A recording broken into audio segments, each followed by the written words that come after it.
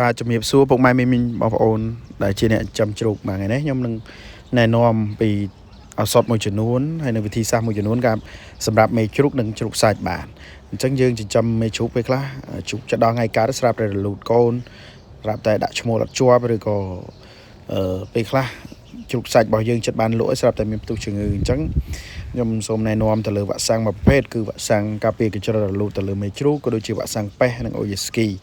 បាទនេះគឺវ៉ាក់សាំងនេះដែលត្រូវផ្ញើទៅខាងកោះដាច់ទេប៉ុន្តែក៏ឆ្លៀតឱកាសក្នុងការធ្វើវីដេអូជូនសម្រាប់ឲ្យបងប្អូន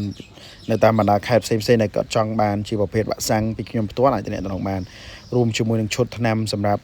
មេជ្រូកមុននឹងកើតនិងក្រោយពេលកើតក៏ដូចជាសម្រាប់កូនជ្រូកពេលដែលកើតហើយវារីអីហ្នឹងគឺនេះជាពិសេសនៅថ្នាំ spray ដែលវាមានគុណភាពល្អប្រសើរសម្រាប់បាញ់ទៅលើពេលដែលគ្រាវជ្រូកក៏ដូចជាវាតែមេជ្រូកកាត់កូនហើយកុំឲ្យមានរុយរោមបែងទៅលើប្រដាប់ភេទឲ្យ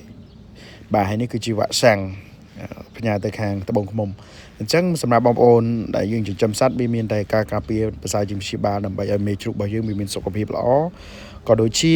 ជ្រូកសាច់របស់យើងមានសុខភាពល្អដើម្បីមានឱកាសទទួលប្រាក់ចំណេញពីការចិញ្ចឹមជ្រូកលុះត្រាតែយើងប្រាស់វ៉ាក់សាំងការពារជំងឺមានន័យថាការពារប្រសើរជាងព្យាបាលអញ្ចឹងគ្រប់ដំណាក់កាលនីមួយៗនៃការចិញ្ចឹមសត្វមានជីវិតគឺវាមានការលំបាកច្រើនក៏ប៉ុន្តែបើសិនជាបងប្អូនទាំងអស់គ្នាយកចិត្តទុកដាក់វានឹងល្អប្រសើរវិញបាទសូមអរគុណថ្ងៃនេះមានតែប៉ុណ្្នឹងទេសូមអរគុណ